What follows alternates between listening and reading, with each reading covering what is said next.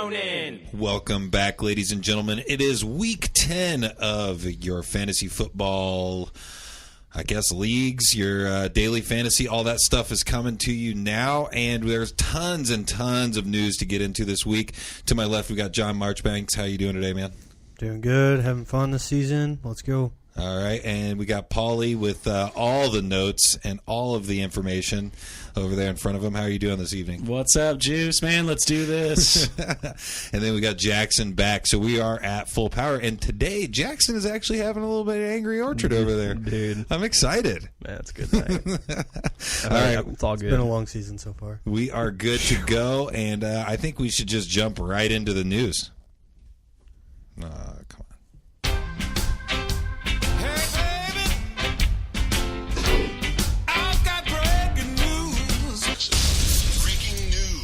I've got some good news. I got some bad news. Paulie.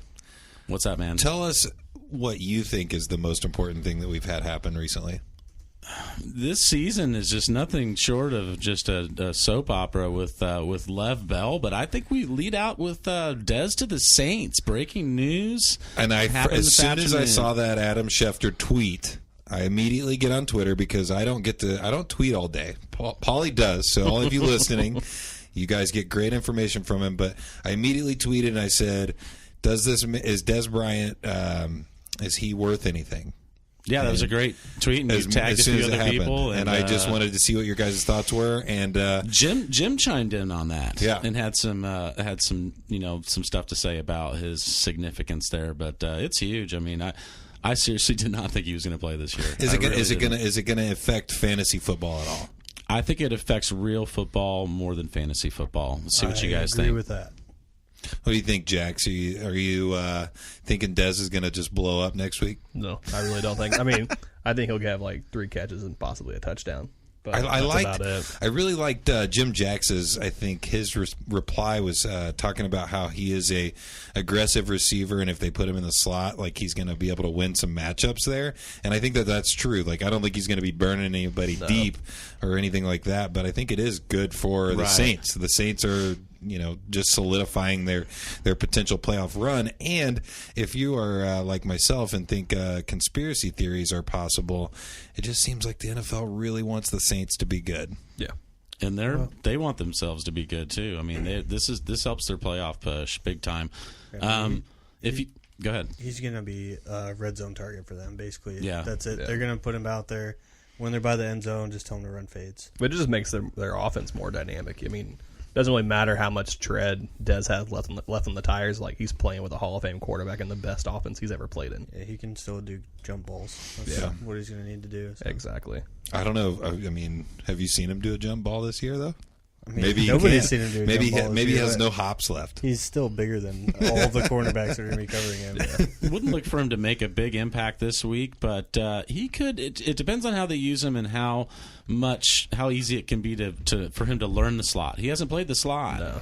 No. So that was my comment to Jim, was that's not a position that he's used to, but they wanted Cam Meredith to be this big body in the slot, and I saw a lot of training camp and preseason and how he was being used. I didn't even know Cam Meredith was on that team. Yeah, he was, because Michael Thomas is getting 95% and he got hurt. Catches. He got hurt. I mean, that's one reason why they've been him and Traquan Smith and Ted Ginn. I'm talking about the hurt guys, Ted Ginn and. But my bad. Was it potentially a groin injury? Groin. Sorry, I had to throw that in there. I felt like that's the best I've ever said it, trying to replicate the drop. That might be what I need. I do need a groin drop. But it just depends on how they use him. But it's big news, and he definitely got picked up in a bunch of leagues today. And I'm not saying it's a flop. I mean, he could super deep leagues. He could definitely pick him up, right? Yeah. And if you've got somebody stupid out there that you should have dropped Paul Richardson and you didn't, or Corey whatever, Davis. Yes, man, yes, Corey Davis. We all know that Paulie loves Corey Davis. Oh man, that guy. He had that one good week. Lots to talk about, so let's move on to Lev Bell is the other big news. I said week 5, I said he would show up week 10, not 1 minute sooner than he needs to, but there seems to be maybe a clause in the collective bargaining agreement that's going to allow him to... It's going to be so weird. And just the point that Jackson made right in the very beginning, I think you said soap opera, or was that you? Yeah. But, Lev Bell seriously, tweets... goodbye Miami or something like that earlier this week. Well, first off, he spelled farewell wrong. No, he tweeted farewell. Farewell Miami. And the best tweet was, you had 9 weeks to spell farewell right. So, yeah, he did. He was spotted supposedly in a Pittsburgh gym today playing basketball. LA Fitness. Shameless plug. But I don't know. I've heard a lot of things, man. I've heard that no way he's in shape. They're going to let him go. Supposedly, anyway, to finish the thought on the collective bargaining thing, that the whole idea was he had to show up by week 10 to be an unrestricted free agent next year, and that's what I had said, and that's kind of why I've stood by what. But ESPN reported it wrong. If this is correct, a lot of the major outlets got this wrong, that they're going to somehow make it so they have to exercise his third franchise tag, which brings it from 14 to $24 million. And they're not going to pay him $24 million. So I think they love Connor, and I think they're ready to move on with him. The team loves the kid. He's a Pittsburgh kid. And they're ready to say bye-bye. And I think you're right, too. I think he might not be ready to play. I've heard people say that they're talking about shopping Connor and keeping Le'Veon Bell. Yeah, no, is that just people trying to... That's fake news. That's not going to happen. Hope that happens? Maybe. Yeah, somebody's hoping and praying on that one. But, guys, there's really no way to see exactly how this is going to fold out. I mean, I think that I'm leaning towards he doesn't play this year, and he has to show up by November 13th, I believe. So yeah, we'll know on November 13th if he's going to be playing this year. Right. It's next Tuesday. Right. So he doesn't even have to show up because, technically this is week 10, right? Yeah. So he doesn't actually even have to show up for week 10. He just has to show up by November 13th. Yep. All right. Well, I'm telling you, it is like a soap opera for the Steelers. So that's why I feel like we've talked about them all year because of this. Yeah. Yeah. The Steelers and the Raiders always give you plenty to talk about. Moving on, the Rams lost, so all the Todd Gurley talk that we talked about can be calmed down. Really, the Todd Gurley fantasy owners should have been very happy they lost to the Saints. This drastically decreases any chances that of them game being, was exciting. Yeah, of them benching him week 16 was the thing that I brought up to everybody. I still, if you grabbed Malcolm Brown, like I said, still keep him. To me, you want to have Spencer Ware backing up Kareem Hunt. You want to have C.J. Anderson if you have Christian McCaffrey. You want to have Spencer Ware, Malcolm Brown, Spencer Ware. You want to have these guys. They're backups that you know are going to get a ton of work. If you're making a strong playoff push right now and you like your team and those guys are on it, the only thing that could screw that up right now is one of those guys going down. So now's the time to handcuff. I'm not a big proponent of drafting to handcuff, but at this point, they're not sitting on rosters. They're out there on the waiver wire. I did it in all my leagues. Backup. I saw you mention something about picking up multiple defenses as well in the playoff run. Yeah. We're going to talk about that in a little bit, but my strategy of never having two defenses, or if you've got a really, really good quarterback, don't carrying a second quarterback either. All those things change going into the playoffs. You can grab good quarterbacks and keep people from being able to stream them. You can grab a bunch of good defenses with good matchups and make sure they're overlapped so you've got all your weeks covered. Yeah. And then just sit on them. Especially if you've got a solid team and you've got some backups, you can afford to do that. This isn't a strategy for people that are desperately trying to get into make the playoffs and trying to win. But hopefully, if you listen to us all year and you grabbed up Phillip Lindsay and you grabbed up James Conner and you're grabbing up some of these guys we talk about and making your push, now's the time to do these next gen moves and next level moves and grab their backups. And I would grab James Conner's backup. I couldn't tell you who he is right now, but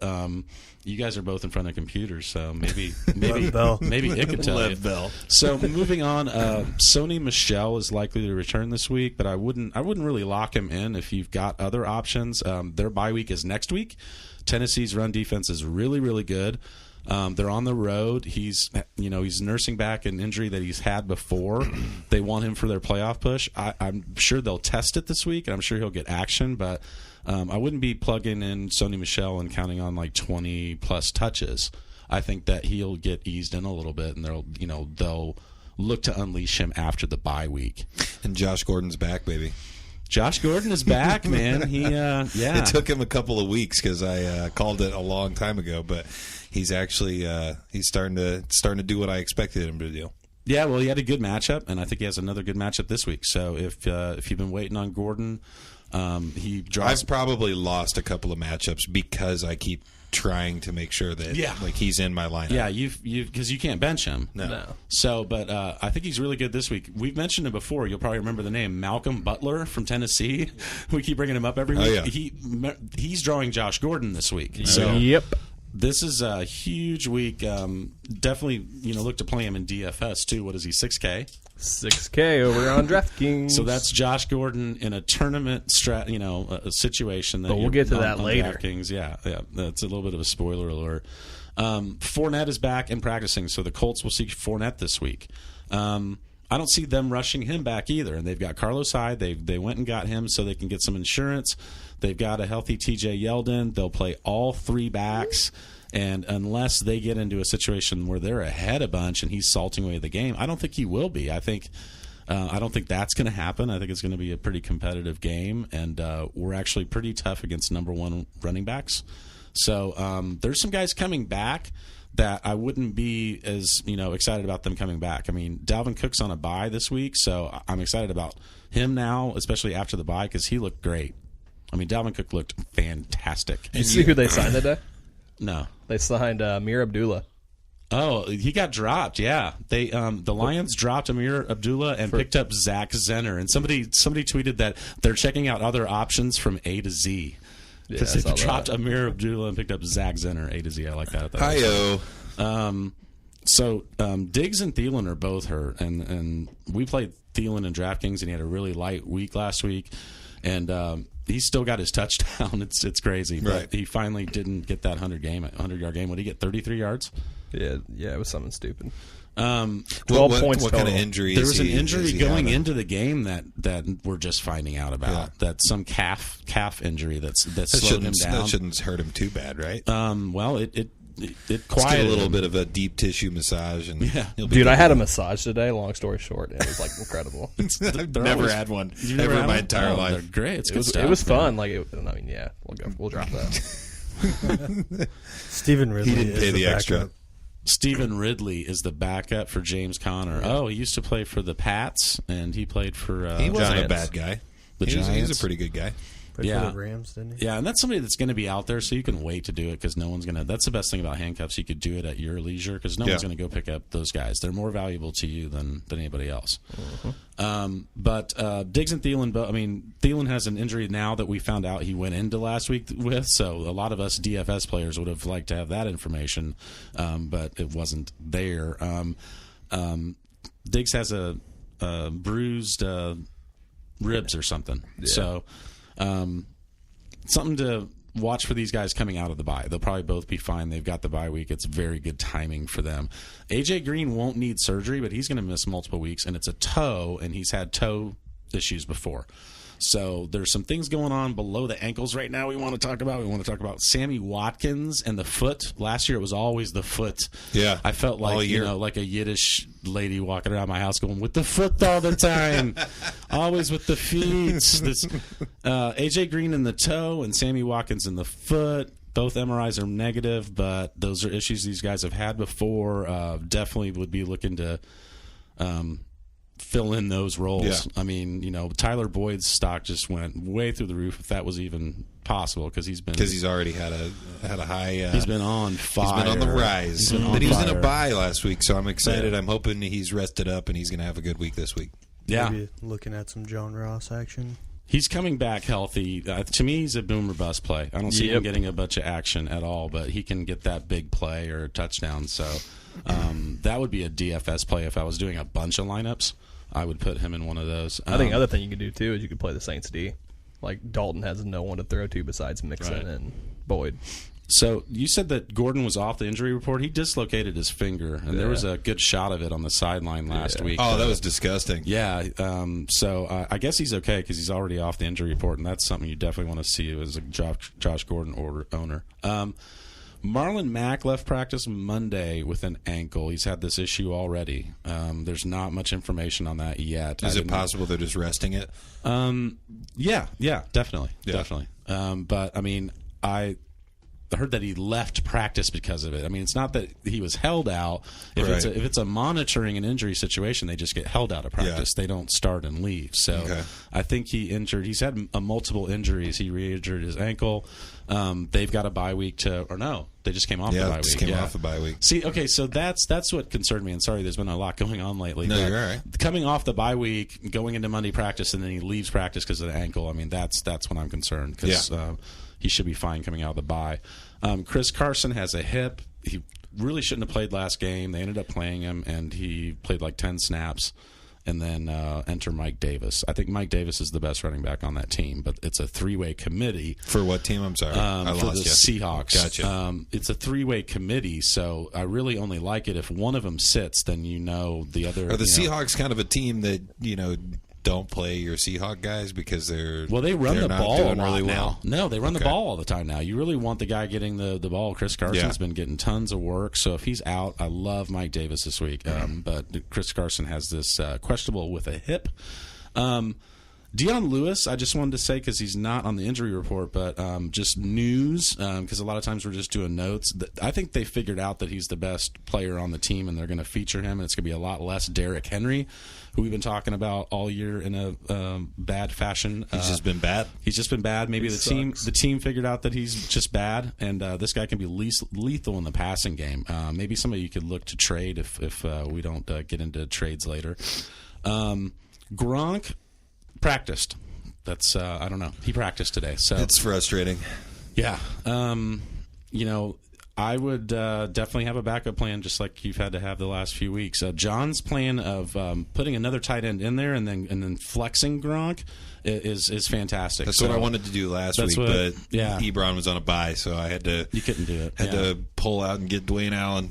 That was awesome. He still got like 7 points, so good for him. With Gronk, you do have to pull out sometimes. I'm going to just... You said you had something new for us tonight. That's a new drop. I guess you didn't like that. Joke. Wilson, can you throw a poll out there? Was that a good joke? Wow. Or was that Wilson bad? he had something else good too. Like what was it? He just posted it today. Oh, how many hours it takes of preparation time for us to get? And then he also had a poll who's going to win between him and the undefeated guy. Yeah. That's a toss-up. We'll talk about that in a minute. Shout out to Dylan for the undefeated.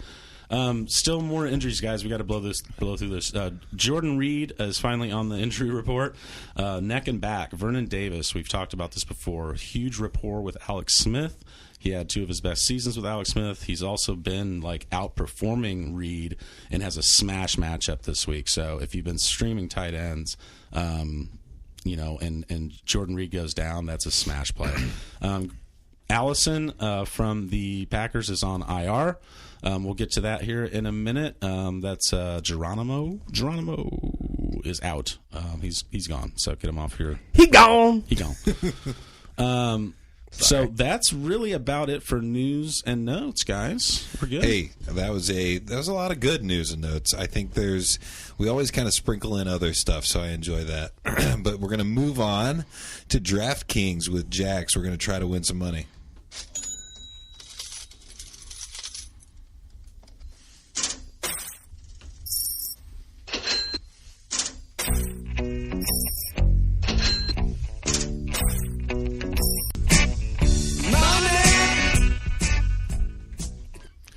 All right, let's get some money won because we're down a little bit this week. Yeah, it's like a roller coaster, man. It's a weird year. Yeah, It's weird losing by 2 points when 3 times. You're having one of the highest scores I think I've ever seen on DraftKings. So yeah, but hey, we're here. Week 10, we're gonna go back at it.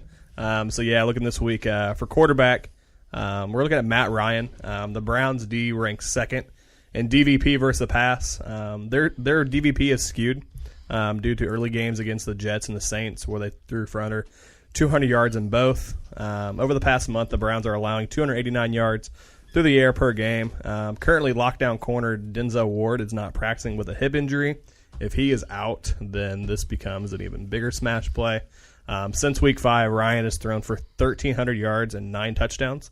He's only thrown 35. He's only thrown less than 35 times once this season, and that was in Week 2 when he threw 28 passes. So, for 6,200, it's a killer play. But I mean, quarterback this week is so. I mean, there's so many different quarterbacks this week that can go for 15 to 25 points. It's spread out. There's a lot of good plays at the position. Pat Mahomes is a good play. Yeah. I think Andrew Luck is a good play at like 5,500. I saw a tweet that said Pat Mahomes has to score above 24 points to be worth his value in DraftKings. Yeah, and he's averaging 30 points in DraftKings. Exactly, he's a smash play. He's it's that guaranteed, point production that you just lock it in, especially at 7,200. Really, he should be. If his name was Tom Brady, the stats that he'd be getting, he'd be $9,000 on. We talked to Nate last week, and it's really, I think, solidifying my theory or his theory that I'm going to take on next year, which is I'm going to go running back early in the draft. I mean, I know that's hindsight's 2020 right now, but I'm already looking towards next year because I only have one league that I'm pretty proud of. I always go running back early. Absolutely. Huge proponent of that. Other quarterbacks we're looking at, Brady, Rivers, Fitzpatrick, all cash. I mean,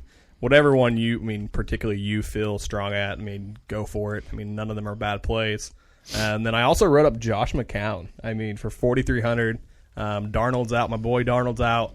But Josh McCown's a slinger, so for 4,300, that's a cheap tournament play. Yeah, GPP for sure. play. A tournament play for sure. At running, we've been knocking out. Honestly, I'd say our strong suit this year on this segment has been knocking out the running back position. Besides the 1 week where we went Elliott, but this week we're going to lock in Kareem Hunt 8,500. The price has slowly creeped up, and now he's at a super high price. But the Cardinals D ranks 12th in DVP versus the run and 16th versus pass catching running backs. The Cardinals have allowed less than 107 yards on the ground just once this year. The Cardinals are allowing the most running back touches in the league at 33.9. In the past 6 weeks, Hunt has taken it to the house 10 times, and he has scored 29.5 DK points in 4 out of the past 6 games. He's smashing, man. Have you watched him play? Going into that Rams game, I watched that whole game, and I was like, they can't stop him. No. When you see that connection that he has with Breeze is just nuts because you guys are talking about Hunt. I'm sorry, I'm talking about Kamara and the Rams game. I'm sorry, I got sidetracked. Kamara's a good play too. Yeah, they're interchangeable for me because they're both just so dynamic and they're both just awesome. It's like they can play wide receiver and running back and pretty much anywhere on the field on the offensive side. They've got balance. Besides blocking. I guess they could probably run block or pass block. You can talk about them both the same way. They both have tremendous balance, elusive, athletic, acrobatic, making guys miss, taking hits, getting up, just running routes. Kamara, the way he can square up when he goes out on one of those out routes, just the way he could square up. The choice routes is what I was impressed by, and I know they talked about it. The announcers talked about it. You can't stop it. You can't stop that. He's getting 6 yards as a baseline on one of those plays, even if you've got him trying. That one that he took to the house. There was 3 guys. Narrowing in on him, and he only had 3 yards of separation between him and the sidelines. Yeah. How do you blow through 3 guys 3 yards apart, 3 yards from the end zone? He was in a 3-3-3 zone. What's that? A 9 square foot area of 3 guys to stop one guy, and he's not a big guy, so it's not like he's plowing over him. It's crazy. No. He started the game out with 8 touches and 2 touchdowns in those 8 touches. That's insane. The production is crazy. Yeah. And then Kareem Hunt, the same thing though. Watching him, it's that what we talked about, the eye test, where you just don't see anybody else moving at the same speed and the same agility as those guys. No, on anybody on the defensive side. But I think between the top 4 this week, so you got Hunt, Gurley, Gordon, and Kamara. You literally pick 2 of those, put them in your lineup, and then you just there's not out of those 4, there's not a bad play. There really isn't. And we're working on a play where there's 3 of them in there, and that's what the millionaire was last week. And my first build was Gurley, Kamara, and Hunt, and it was just too expensive to build anything solid in between. But somebody found enough players in between there to hit, and we're going to work on. But the good part is the once you get with us recording on a Wednesday night, the good part is we get Thursday and Friday, more stuff comes out, more people get ruled out, so it's like all this value opens up. So then when you see our lineups on Saturday or Sunday, it's like, well, you guys really didn't talk about that on Wednesday, but it's like all this stuff opens up for us, and it's like you have to follow what. Got to keep it up. Yeah, it's very fluid. Sometimes our first take is different from what we end up going with at the end, but things change. Yep. You brought up McCown earlier. I mean, a tournament stack of stacking him and Robbie Anderson is his favorite target. Yep. Is a cheap tournament stack that allows you to get all those other cheaper players in there. Yeah. And I mean, it allows you to get those 3 top running backs, and it allows you to even pay up a defense. So I mean, it's not, but you're also getting good value receivers. So I mean, it's going to be one hell of a bill we're going to put together this weekend. But looking ahead to wide receiver, we talked about it a minute ago. Josh Gordon is who we're profiling this week. The Titans D ranks 31st in DVP versus the wide receiver 1. The Titans allow the second most points to the left wide receiver at 15.6 points per game. Malcolm Butler, who covers that side of the field, has allowed a league high in both receiving yards and touchdowns. He's allowed 618 yards and 7 touchdowns in his coverage this year. He grades out as a 98th graded corner, according to Pro Football Focus, out of 111. 98 out of 111. Yeah. I think there's a reason why he was benched in the Super Bowl. Right. So it's good if your son's in the 95th percentile at school, but this is different. But yeah. This is different. Gordon has been flashing, his nickname Flash. His floor and ceiling the past 4 weeks, 27.0, 8.2, 17.0, 9.2. I mean, at least you know his floor is almost 9 points. But Gordon has seen 32 targets in the past 4 games, averages out to 8.8 per game, and then he also has 4 inches and 35 pounds on Butler. Yeah. And if Gronk sits, you just have to play him. Yep. Yeah. So it doesn't mean that I'm only playing if Gronk sits, but if Gronk sits, you just lock him in. Other thing to note, too, Logan Ryan and Adoree Jackson, who are the other cornerbacks for the Titans, they are in the top third of the graded cornerbacks. So the person you want to target is Malcolm Butler. Right. And, I mean, Gordon's right there. So, I mean, the play we had, it would have been 3 weeks ago, was Michael Crabtree against Butler, and we faded off that on our lineup this week. I don't think there's any way you can get off the targeting Malcolm Butler train. And we talk about him all the time. I mean, just targeting that guy specifically has been a treasure trove. You target him and you target Marcus Peters. Are we going to talk about Julio real quick? Yeah, we can talk about Julio for sure. Yeah, he's got to play if Denzel Ward sits. Yep. And he's 83. He got his first touchdown last week, which was huge. But, I mean, that game versus Cleveland is going to be a fast-paced game. The biggest thing with that, it's going to be trying to figure out, if you want to stack that game, trying to figure out if they're going to play more zone or more man. If they play more man, then you also want to pair him up with Calvin Ridley. But if they play more zone, you want to pair Julio up with Mohamed Sanu. So it's more things we're going to look at over on Paulie Sleepers. We'll tweet that out then going forward. But, yeah, I mean, if Denzel Ward's out, Julio Jones is one hell of a GPP play. And if you want to stack that game, you can stack Duke Johnson into that mix, because that new coaching staff's going to get him involved. I think Jarvis Landry will work the middle of that field. They're really susceptible. So this is kind of a game stack theory that we're working on. Nick Chubb is still down there in pricing. What's he priced? 55. Yeah, 5,500, and he's been getting over 20 touches every week. And Atlanta's DVOA against running backs is horrible. So this might be a game stack. You know, it's been a while since we've done one, and we've hit them in the past successfully that really smash. Usually it's the Rams. I mean, last week we played. I had one that was the Saints and the Rams stack, and it was 178. I had one. That was the best one that we did. Beginning of the year, it was the Rams and the Vikings, and that hit for 232. But I mean, everyone was underpriced in that game. But moving on to tight end, looking at whoever starts for the Washington Redskins. As of right now, presumably it'll be Jordan Reed. But if he doesn't play, Vernon Davis at 2,800 is a smash spot. The Bucs rank 29th in DVP versus the tight end position. They've allowed a tight end one in every game but one this year. They allow 77.3 yards per game to the tight end. Like I said, if Reed sits, you play Davis. If Reed plays, you can play them both. So no reason you can't do that. Agreed. And then finishing up at defense, we're going to play the Jets, Jets. What I wrote down, it's kind of amusing, but it says, please, Josh Allen, rest your elbow for another week. Please, Derek Anderson, say, I don't feel so good, coach. The fantasy community wants another week of Peterman. Over the past 4 weeks, Buffalo has given up 11 sacks, coughed up the ball 14 times while allowing 3 defensive touchdowns. The past 4 weeks, the defensive team that has played against him on DraftKings, they've scored 28, 20, 19, and a 20. It's crazy. Well, there you go. It's. I mean, there's rarely like a defensive play that just screams out that's that big of a play unless it's like the top play. And the top play this week is the Bears, and that's a very good play too. Yeah. Especially if Khalil Mack. He's playing this week. Yeah, but I like the contrarian view on DraftKings sometimes is trying to get on the defense that not everybody's on. And the crazy thing about the run that these teams against Buffalo have gone on is they're average 10% owned in these. And it's one thing we don't talk about a ton. I mean, Jackson and I talk about it behind the scenes a lot, but one thing you want to look at is ownership.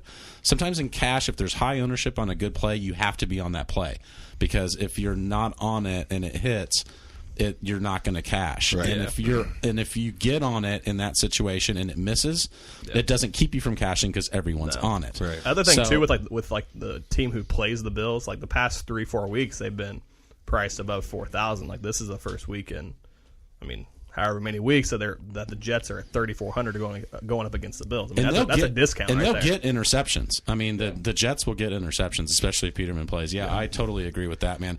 I feel like you glossed over it, but we posted some hitting tournament lineups last week, and the cash lineup that we posted on PaulieSleepers.com cashed last week too. Yeah. At like 150, just right at that range. It was right at 150, 151. Yeah, and that was with Thielen not doing Thielen things. Yeah, and 2 of my 3 lineups were 165 that cashed, and then Jackson posted one that was like 176 or something. What was 178. That was my full stack. But I mean, if you go over to PaulieSleepers.com, I'm gonna edit the homepage so once you log on, you can see directly to the lineups. But I already posted the Week 10 DFS first take. That is on our blog on the website. But on Saturday night, we will have everything posted. I guess I have an event to go to on Sunday for my birthday.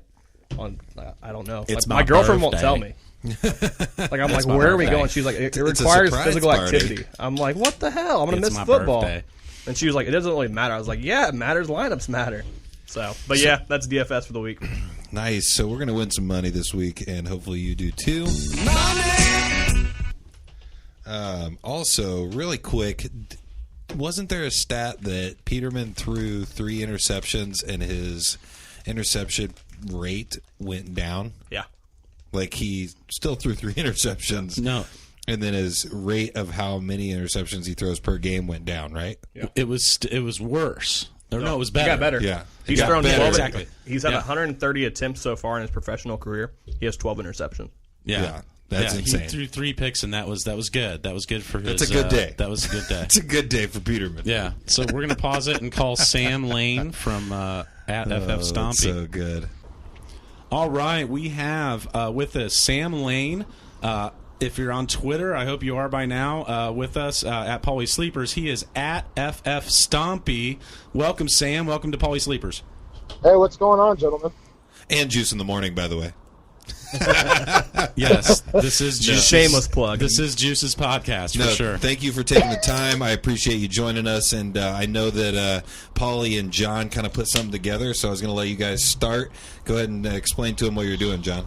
So we're looking at matchups for the fantasy football playoffs this week, potential trade targets, people you want to start, people you don't want to be looking at in your lineup here for the playoffs. So getting started out, I'm going to start with the quarterbacks. The first quarterback that I like, or the quarterback that I like is Cam Newton. In Week 13, he plays against Tampa Bay, who has a Pro Football Focus grade of coverage at 28. Week 14, they play Cleveland. They've got a coverage grade of 25. New Orleans in Week 15, they got a coverage grade of 29. And then Atlanta, Week 16, with a grade of 22. So they're all in the bottom quarter of the league. So he should be able to get you a lot of points there in the playoffs. Try to trade for Cam. Yeah, try and trade for Cam. Yeah, good luck with that. I traded Stephon Diggs for Cam Newton the other day. Yeah, you could do it if you. I mean, I think you got to target some guys that maybe have the worst matchups, but they're still big name players, and that's how you do it, man. Who don't you like? The guy that I don't like in the playoffs is Carson Wentz. Week 13, he plays against Washington. They have a coverage grade on PFF of 8, top 8 in the league. Week 14, they have Dallas. Dallas's grade is at 15th in the league. Then Week 15, they play against the Rams, who are number 6. And then Week 16, they play against Houston, who are number 9. So 3 of the 4 teams that they play in the fantasy football playoffs are in the top 10 in coverage defense. So I don't think Wentz is a good play there in the playoffs. Yeah, Houston's not the team I think you want your guy throwing, to get you the championship. Yeah, that's a tough call, man. What do you think, Sam? What are the quarterbacks that you like and don't like as far as playoff matchups? Yeah, so my buy is Joe Flacco. He faces, and I only did weeks 14 through 16. That's good. So he faces the Chiefs in week 14, who have allowed the 5th most points to quarterbacks thus far. He faces the Bucs in week 15, who have allowed, obviously, the 1st. That secondary is awful. And then the Chargers in week 16. Now, they've only allowed the 13th most fantasy points to quarterbacks, but they've held Josh Allen, Derek Carr, Mayfield, and Mariota all under 20 points. And everybody else has 24 or more, and that's Mahomes, Goff, Beathard, and Wilson. So they've held some bad quarterbacks under 20 points, but they've let some good quarterbacks get some points. So Flacco's got a good matchup. Nice. A few matchups there. I will add a caveat, though. So they're on a 3-game losing streak. I love where you're going with this. Yes. So I'm over here chomping at the bit, and let you drive the bus here. This is great, Sam. All right. So, I mean, they're 4-5. They're 3rd in the division. If they fall out of contention for the playoffs, they very easily could play Lamar Jackson.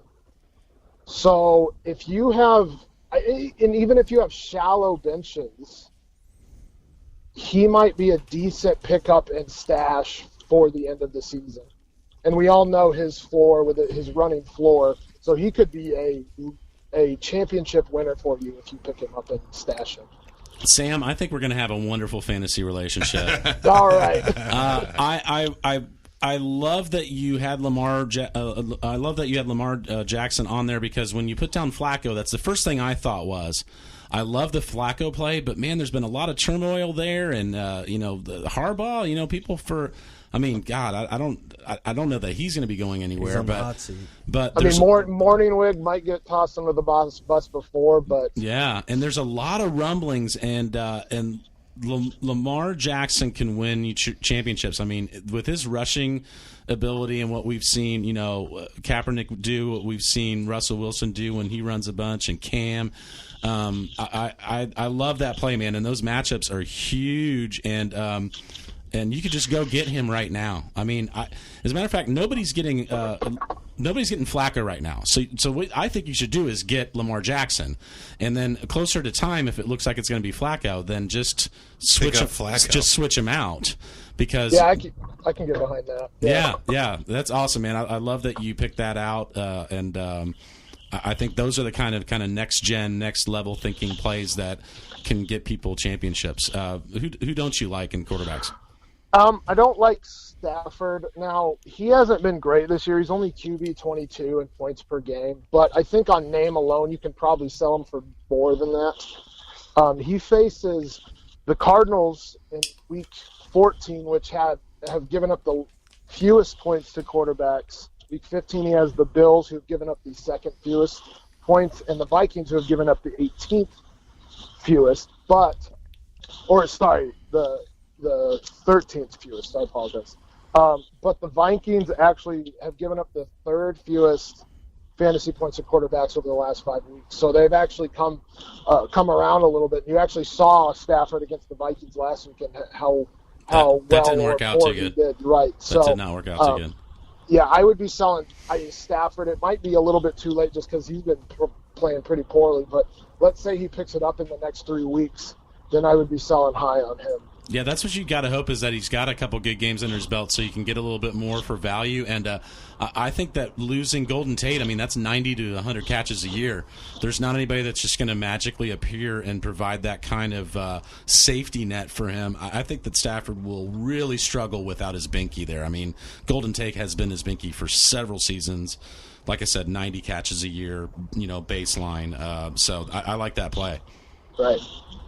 So before you guys go to the running backs, I kind of glossed over the fact that how did you and Paulie, how'd you get in touch with him? And also, what is the things that you're working on in the fantasy football and just the Twitterverse? Yeah, talk about who you write for, and then also are you in that not quite experts league that I'm in? Yeah, okay. Yep. So that's how we got. Somebody reached out to a bunch of the we're kind of the B actors version the B team of the fan. Not the B team. Because if you males. watch a B movie, there are some good actors in some of those indie movies. We're the indie movies guys. We're the guys at Cannes. Bruce Campbell. We're not the guys in Hollywood. We're the guys in Cannes. We're the But anyway, you were in the Twitter league with me. But I noticed that you write for a couple different places. Who are you writing for? So I started out at F3Pod, the fantasy football franchise. You can follow them on Twitter at F3Pod. They put out a call for writers, starting to do some articles. Really kind of wanted to get involved with that because I just like talking about fantasy football. So started with them, and then one of the guys who was helping them build the website started the IDP guys website. And I've played IDP for a long time, probably the last decade or so. And so I felt like I could help them get off the ground as well. So I started writing for them. They're at IDP guys, and then the website is idps.org.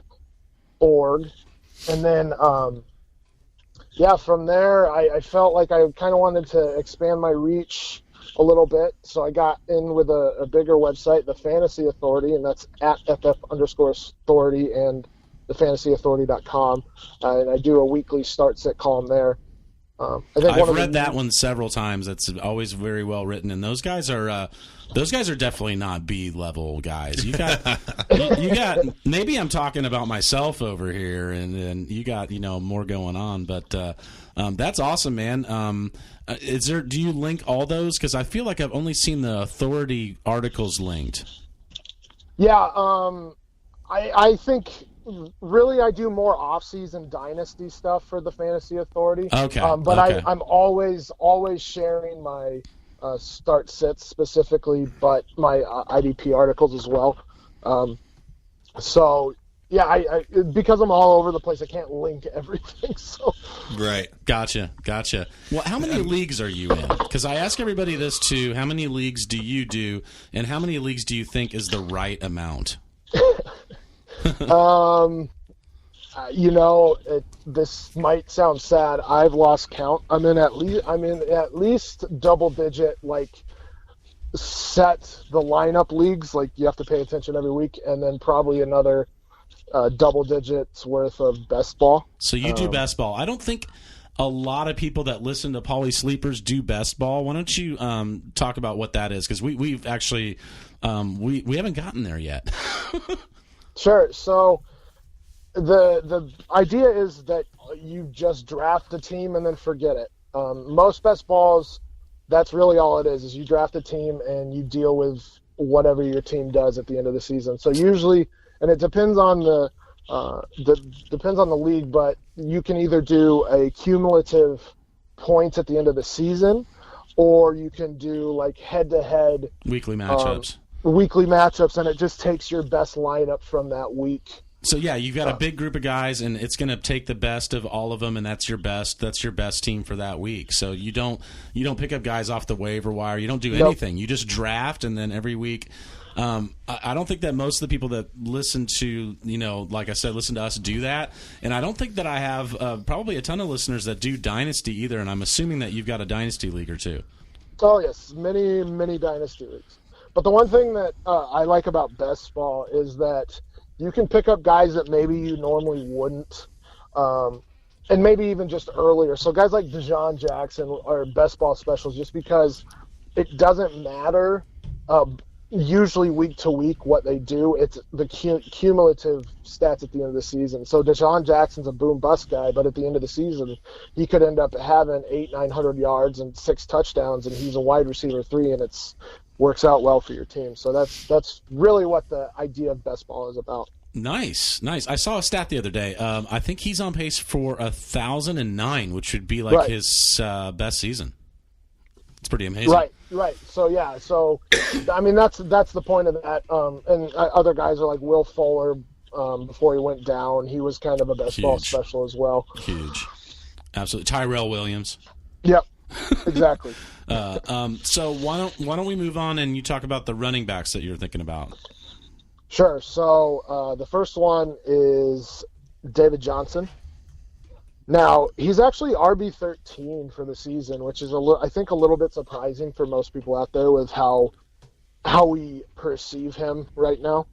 But in Week 14, he plays the Lions, who have allowed the 7th most fantasy points to running backs. Week 15, he plays the Falcons, who have allowed the 9th most, and Week 16, he plays the Rams, who have allowed the 19th most. Now, that's a great fantasy schedule, and they're throwing him the ball now. I mean, with the new coaching regime, they're gonna try and use him the way he's been featured before and the way that he's used before. And so the owners deserve that. By the way, because Jackson and I have him in the listener league, and it does not feel like he's the RB12, RB13, or whatever. It does not feel. It feels like he's the RB20. If you're an owner of DJ, it really does. So we all deserve. Shout out to all the David Johnson owners out there. There's even a commercial out there. I tweeted out. I was like, "Do you think the guy in the commercial will ever draft David Johnson again?" Have you seen that? They're like, "What do you want? What do you want?" And he's like talking about like what he wants in life, and and then they like wake him up because he's kind of in a daze. They're like, "No, who do you want to pick?" And he's like, David Johnson." And they're like, "Okay." And it's like the 3rd overall pick, and I'm like, I bet that guy. But that's how it feels like with owners. So I love his playoff schedule too, and like I said, we're all been waiting for it. So that would be great if that came around. Right, and the Falcons actually have allowed the most receptions and 4th most reception yards to running backs. So hopefully the first game with the new offensive coordinator is a sign of things to come there. And then the Lions have allowed the 2nd most yards. So he's definitely got a good schedule going on there. Byron Leftwich was supposedly like, right under Bruce Arians and like always there and just learning from him. And I guess was a student, a very close, student of his style. So if that's right, then, maybe we can get back to some fantasy. I mean, Fitz has bounced back and had some good weeks. And, they play the Chiefs this week. He's projected to get a bunch of points this week. I'm worried that he's going to get game scripted out. But if he gets used as much in the passing game and he gets those 6 or 7 or more catches, I think that he'll be fine. Well, and hopefully they learned from Duke Johnson last week as well. But yeah, exactly. Duke Johnson with the new regime there. That comes from the Andy Reid coaching tree is the new OC in Cleveland that will use a pass catching running back. So yeah, good point. And he was with Arians as well though, wasn't he? He was the running back and tight end coach under Arians too. Yeah, that same tree of it's just a different kind of way to play football. Like somebody needs to do that with the Dallas Cowboys. This is maybe another discussion for another time. But God, that is the most uncreative. I'm sure Warren Sharp can't watch Dallas Cowboy games. His head would explode. As much as they don't pass on first down, and how much he is a proponent of teams in this day and age, you have to pass on first down, and they never do. They just run it right up the middle. Anyway, I just got off on a rant, a little bit of an Ezekiel Elliott rant too. So, who do you not like at running back? I do not like Adrian Peterson. He's the RB14 currently. He faces the Giants, the Giants aren't actually great at stopping the run, and they just traded Snacks Harrison, so that could be a okay matchup. He faces the Jaguars, who are allowed the 24th most points to running backs, and the Titans in Week 16 have allowed the 27th most points. So, like I said, Giants traded Snacks Harrison. But that Week 15 and 16 matchups are rough, and AP just lost 2 of his starting linemen this week. That's more concerning to me. And I would think, I mean, God, he's been amazing, but I mean, you got to think at some point he's going to break down a little bit, and maybe he won't break down. He's just going to get less support at that line. That's been, those hogs have been blocking so good for him, and then the mix of a bad schedule. I mean, right. You could probably, even though, yeah, I think he gets good trade value right now for that last week. I would look to definitely trade that guy. John, what kind of running backs are you looking at for the good, the bad, and the ugly? Okay. I picked out 2 that I liked for their playoff schedules. Joe Mixon is one of them. Week 13, he has a tough matchup with Denver's run defense, who's rated number 5 by Pro Football Focus. That's Week 13? Week 13. Yeah. But Week 14, 15, and 16, he plays teams that are all ranked 25 or lower in the league. So Week 14, he has the Chargers, who's 25th rated defense by Pro Football Focus, or run defense, sorry. And then Week 15, Oakland, 28th rated run defense, and then 16, Cleveland, 31st rated run defense. So Joe Mixon's got a really good playoff schedule. Can try and trade for him. And then the other one's McCaffrey, which I've tried to throw out a couple trades for him, but nobody's given up. So, I mean, probably have to give up everything to get McCaffrey right now. But he has Tampa Bay in Week 13, 26 rated run defense by Pro Football Focus. 14 is Cleveland, once again 31. Then Week 15, they play against the Saints, who are 7th rated. And then 16, Atlanta with the 26th rated run defense. So, like I said, it's going to be hard to get McCaffrey from anybody right now, but he's got a good playoff schedule, so if you can get something. There are chances, because I traded Antonio Brown for Christian McCaffrey, and it won me my week last week. I'm worried about the rest of the year, but also Antonio Brown has not been Antonio Brown this year. Not as much of Antonio Brown as he has been in the past. I traded McCaffrey like a dipshit. I traded him for David Johnson. Yeah, that's... You want to trade for McCaffrey, not trade him away. Yeah, hasn't McCaffrey played in like 95% of the snaps? That's what, offensive snaps or something. 96. I missed that stat. Yeah, very good, man. Sam, we talked about that before we connected with you. We were talking about that earlier on the podcast. Oh, it's Le'Veon Bell type usage. He's out there all the time. Right. John, who don't you like going into the playoffs? So the running back I don't like going into the playoffs is James White. I mean, for one, you well, you saw a quarter of that was loud as fuck. Holy. Had it turned up a little bit, guys. Sorry. Juice has some new drops, and I think he just blew that one at mega, like DEFCON. Volume 11. DEFCON. Killed Mine everybody. goes to 11. But anyway, Week 13, James White plays Minnesota, who has the second-rated run defense in the league.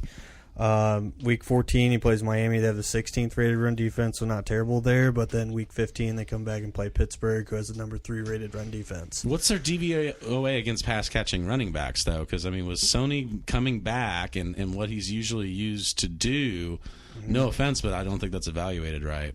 I just want you to be wrong, John. I know. I have. You always want me to be wrong. No. I just have a lot of James White. Yeah. But no, I'm a big shareholder on that particular player. But yeah, I would look and see what they do against the pass catching running backs, because Sony's the running back. They're 8th in DVOA versus the pass catching running back. Yeah, and John will be right, because he usually is right, and it'll be like they're all bad against that too. So like, it's I'm gonna throw one out there, guys. Royce Freeman might be coming back, but I mean, I don't think Philip Lindsay owners are worried about him anymore. I mean, obviously Philip Lindsay is the man there, right? In the playoffs, they play the 49ers, the Browns, and the Raiders. So I think that's one of the best schedules I've seen, and I think this is some guy that you really could trade for. Yeah, definitely could get him. maybe Royce comes back and has a decent game or something. Somebody gets worried that they're going to lose. I mean, they shouldn't be, because he's balled out with Royce healthy. He's enjoyed a couple really nice weeks because Royce has been down, but Royce comes back this week. I love that schedule for a running back: 49ers, Browns, and Raiders. So week 2, we said pick up Phillip Lindsay. That was our pickup of the week, and now I'm going to say, if you didn't do that and you don't have him, go trade for him. I think that's a great matchup. What do you think, Sam? Oh, I absolutely agree.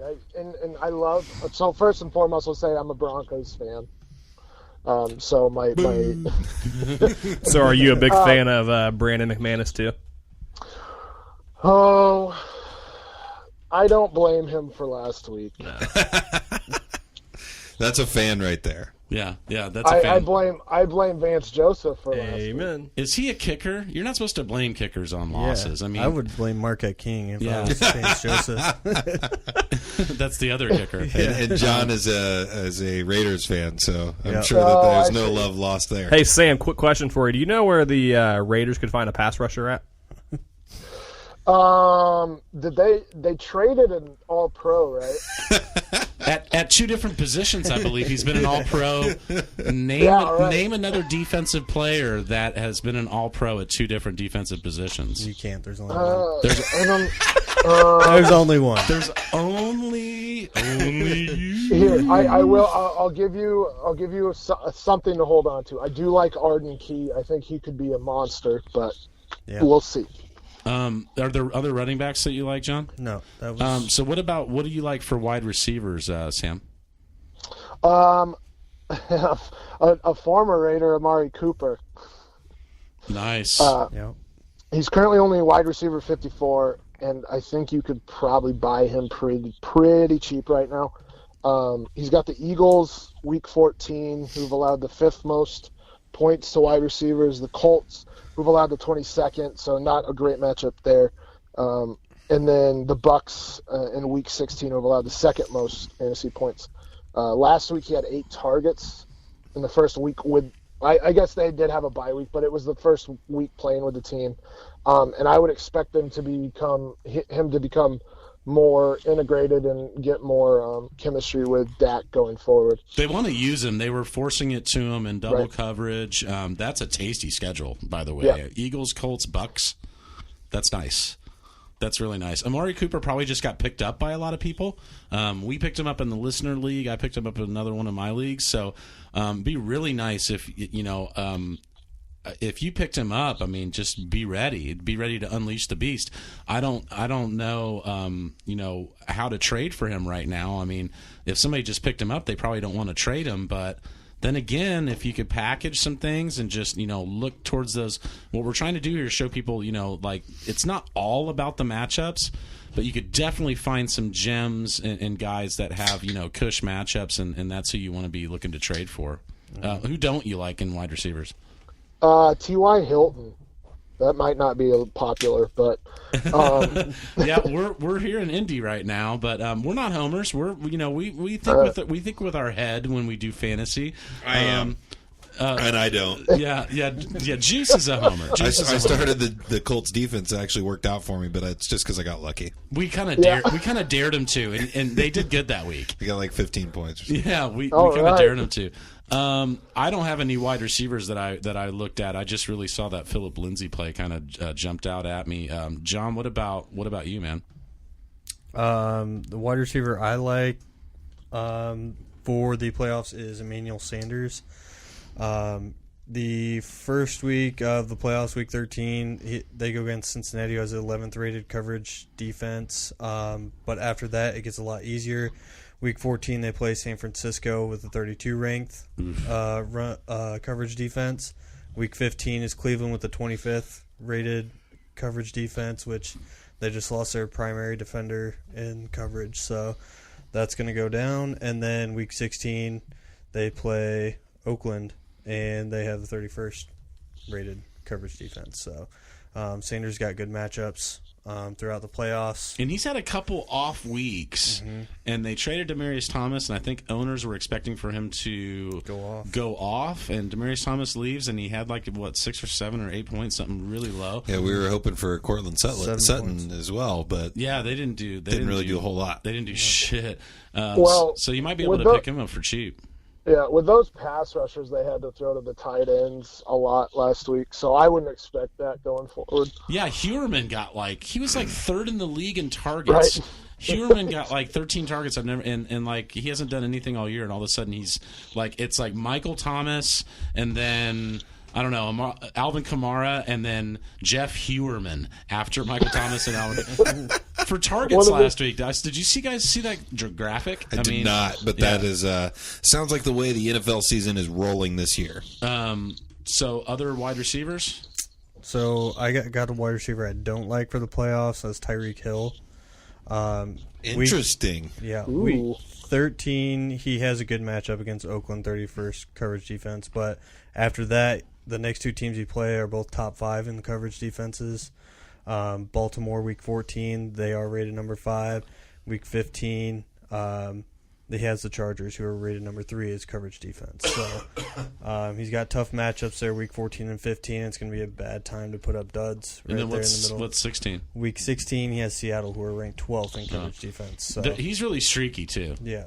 He's really streaky. Him and Stephon Diggs, I feel like if you could trade for somebody that's more consistent, that maybe has a similar ceiling, which is hard to do. I mean, it's hard to reach Hill's ceiling, but I was looking at the Chiefs too, and I am worried about that matchup for them. Definitely, those are very, very tough matchups for Tyreek Hill. Yep. Which means Kelsey will probably smash and Kareem Hunt. Kareem Hunt, yeah. Which is what happened last week. Mm-hmm. So do you want to just do tight end really quick, and then we'll pass it back to Sam? Yeah. So tight end I like for the playoffs is Greg Olsen. If you can trade for him, he's got Tampa Bay week 13, 28th rated coverage defense. Week 14, Cleveland, 25.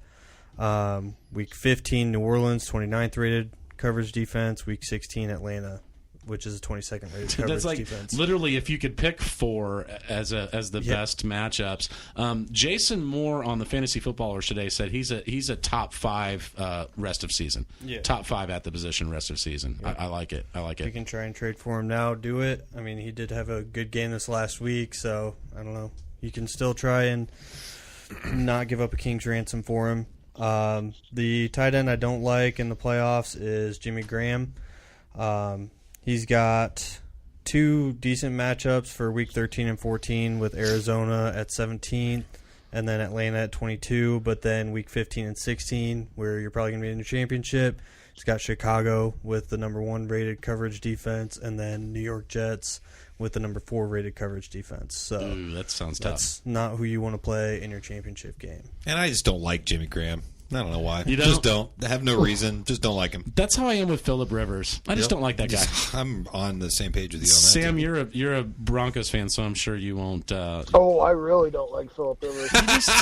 Such a crybaby. I don't know, man. I just don't. I don't know. I just don't like him, man. When I look at his face, I'm like, just wipe that face off your head, bitch. Like I just can't even. I can't even look at him sometimes. I will say Phillip Rivers is the only guy that I've ever seen get Jay Cutler to actually show emotion. Wow. Was that when Cutler was a Bronco or a Bear or a Jet? No, when he was a Bronco, they were just chirping at each other across the field. It was pretty funny. That's awesome. What are tight ends? Smoking Joe. What are tight ends that you were looking at, Sam? David Njoku. This actually surprised me. Okay. He's only the TE19 on this season. Of course, he did throw up that goose egg two weeks ago. So that's tough to come back from. Right. Week 14, he's got the Panthers, who have allowed the most fantasy points to tight ends. Week 15, he's got the Broncos, who've actually been better of late, but they've allowed 3 20-point games to tight ends in PPR. And then week 16, he's got the Bengals, who've allowed the 3rd most points to tight ends. I like it. I've got this theory that tight ends are just falling off the face of the fantasy football landscape right now. Like people just It's the hardest thing to do. It's becoming harder and harder. I mean, like every year the field is narrowed down to 6 and then 5 and then 4 and then 2. Like the amount of guys you can really count on at the position is just dwindling so bad. To nail the tight end play for me, all the good teams that I see have a good tight end right now. Go in your league and look up the best teams in your league and look. They've got a good tight end. They've either been riding with Eric Ebron, or they've been riding with a hot O.J. Howard, or they've got Kelsey or Ertz or Kittle. Has been blowing up too. But this other grouping, and Josh Miller made a good point. He said, from number 5 to number 13, there's like a 10-point spread overall, like for the season. Yeah. Like they're so tight. So you've got to nail these. I think these matchups are the most important, these tight end matchups you guys are talking about. Right. And I think Njoku's a big play. Actually, they said that on the Fantasy Footballers the other day, too. They said that his playoff schedule looks great, so you're right in line with them. That's awesome. Well, and I think what we saw last week was a little bit of what we should see for the rest of the season, where they're actually using the players that are good with the football in their hands. So, yeah, Njoku, Landry, Duke Johnson, those guys. I mean, Njoku got 10 targets Baker Mayfield's first 3 starts. 10, 10, 10 every single week. So they're going to use him a bunch. I love that play. Who are you worried about? Jordan Reed. He's actually healthy, but he's mediocre, which is hilarious to me. Yeah, everybody's been waiting for a full Jordan Reed season, and we might just have it, and it's going to be like the worst one he's had. His worst season, because his other seasons he has 4 games of 3 touchdowns in each game, and this season he's going to get 2 touchdowns the whole season. We talked about him earlier. He actually is on the injury report for the first time this year with neck and back injuries. So, good. That's a great call of yours. At Paulie Sleepers, we've talked about Vernon Davis a bunch, and I think I just want, at this point, I want Jordan Reed to miss his normal time. I'm like, hey, man, like, have a seat. Let Vernon Davis come in the fold, because Vernon Davis has had his best seasons with Alex Smith. So I think he's a great streamer this week if Jordan Reed sits. And basically you're not going to want either one of them on their roster if Sam is right with the matchups, and I think you are. Like it's like Jordan Reed's that bone they cut off in his foot had like kind of a cursed power where he's very good at football. He's kind of like but Achilles. He's going to miss half of the season, right? right. That bone that only allowed him to play 20% of his games had all of his power to play football in it. He got monstered. Yeah, they cut out the talent bone or whatever. I don't know, man. I love those plays. I know you guys didn't look into defense, and I was kind of did that for a reason, because I kind of contracted this out to the guys at Fourth Down Fantasy. So this is at Fourth Down Fantasy. They were nice enough to compile this, and we'll be talking about this more coming up. I don't know how you feel about this, Sam, but in leagues that have defenses, and I'm in a few leagues that don't have defenses, but in leagues that do, my strategy totally shifts towards the end of the year. If I'm competing, I will pick up multiple defenses and look and make sure I've got good matchups overlapped. Also block other teams from streaming. You want to shut that stream down. And I don't know about you, man, but when I'll pick up 2 or maybe even 3 defenses and roll them for a little bit. And last year, actually, in my league of record, me and Josh both did it. Everybody was complaining because we had 6 defenses and they were all in the top 10, and these other guys are trying to compete against each other. Well, lo and behold, me and him met in the finals, and that's not something that wins you championships, but that's something that I think makes sure that you don't lose championships, is nailing down those matchups. And Denver, your guys have a great. They blew up for like 40 points a couple weeks ago. They've got Von Miller. They've got some aggressive guys. They play the 49ers, the Browns, and the Raiders to finish off 15-16. So I say that you pick up the defense to stream. Yeah, that's especially against those Raiders. That's gonna be a great defense to stream. Those teams. I mean, the Broncos. Niners, Browns, Raiders. You really don't have to stream. You just have to get the Broncos and play them for all 3 of those matchups. Going to go pick them up right now. They could end up having 2 15-sack guys on the season, too, which is kind of scary. Yeah, so that'd be Von Miller and Bradley Chubb, yeah. Bradley Chubb, their rookie. Yeah, he came out he did not come out strong with sacks. Like, he got his first one in week 4 or 5. He's been absolutely beasting out. So the Pats play the Dolphins week 14. And then you're going to want to stream for this one because the Steelers week 15, but then the Bills at home week 16. So Dolphins and Bills weeks 14 and 16. So this is a situation where you're going to want to have another defense because you're not going to play them at the Steelers. But the Lions play the Cardinals and then the Bills, and then they finish with the Vikings. You might want to not play them on that matchup. But the Cardinals and the Bills are both awesome weeks 14 and 15 matchups. And the Redskins play the Giants, the Jags, and the Titans. None of that scares me. The Redskins just picked up Clinton Dix. They might be looking to shut these guys down. I mean, Eli doesn't look downfield anymore. Blake Bortles probably won't be starting by then. I love the Redskins defense. The Titans are starting to get some things together, but these are probably defenses out on your waiver wires, guys, and we'll keep following this. I wanted to go over that. Also, the Steelers play the Panthers, the Patriots, and the Saints to finish the year, so all those Steelers will be fine. The Falcons players play the Packers, the Cardinals, and then the Panthers. So that divisional game to finish with the Panthers and the Packers and the Cardinals, I mean, those defenses are not scary at all. And the Saints finish with the Bucks, the Panthers, and the Steelers. So there's a lot of AFC South interdivisional shit going on at the end of the year, and those games will all be big. We know they are going to be 60 to 80-point games. And then the Saints with the Bucks and the Steelers, those games are going to be good. So I just wanted to go over some teams in general that just all those guys, Traquan Smith and Curtis Samuel, DJ Moore, are guys, later on down the road, Juju, trade for that guy, that have some great matchups. Dead air just happened. Awkward. Oh no.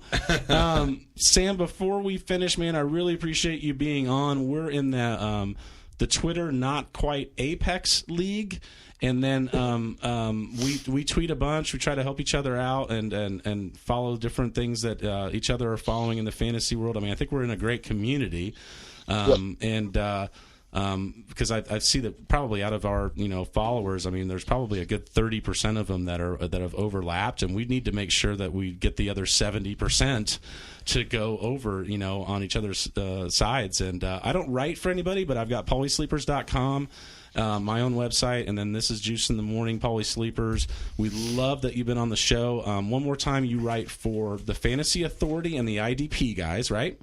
Yep, and then the fantasy football franchise at F3 Pod. At F3 Pod, okay, cool, yep. Nice. I'm archiving all this stuff because I want to go in and look at all that. And then you're at FF Stompy on Twitter. Yep, I am. Awesome, man. That's fantastic. Good luck to you in all your leagues and everything, and we'll keep in touch. And I'd love to have you on again. Absolutely, yeah. I appreciate it, guys. Awesome. Thank you for joining us, sir. Thank you, Sam. Yeah, we'll talk to you guys later. All right. That was a great conversation. I think he might still be on there. I don't know if you... Yep, I'm here. Have a good one, man. I appreciate it. I sometimes forget that it's on my phone. So, hey, I really appreciate it.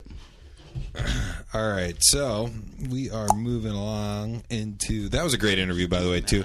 He did a great job. What's the pop thing? You keep doing that shit, man. There's some nonsense going on. Do you have noisemakers? No, I wish. Do I need to open up the drawer like the teacher and just have you dump all Bro, the stuff? I'm still a kid. Yeah, I know. That's what I'm saying. The chattery teeth. You're like and my the uncle. rubber. Oh, great. You're being my not so very fun uncle right now. All right, we are moving on into the questions from the Twitterverse, some of our friends and family that are sending us questions, and we're going to get them answered. So, do you want to start with the one I sent you yesterday, Paulie, or do you have others lined up? We can start with that. So, it was: do you start Julian Edelman, Duke Johnson, Sterling Shepard, or Valdez Scantling at flex? And it's a standard scoring league, but for you guys. Yeah, and because I would be much more interested in Duke Johnson and Julian Edelman in PPR.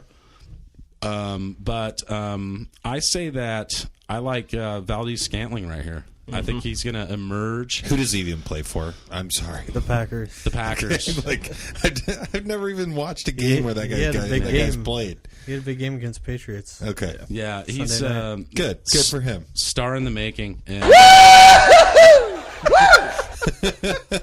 you caught me off guard with that one too. All right, I turned it down a little bit. Sorry about that. This is the first time for these like scary drops that are. You about made Paul to this. I was like, oh, damn it. Well, I was just really excited about that one. Well, I do have to kind of pee a little bit, so I was like, all right, sorry about that. No, that's okay.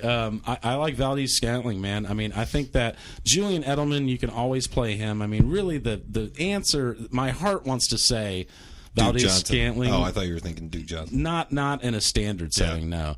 In a standard setting, but I mean, really, the play is probably Julian Edelman. Really, I mean, I like Julian Edelman. He's going to get guaranteed tons of volume.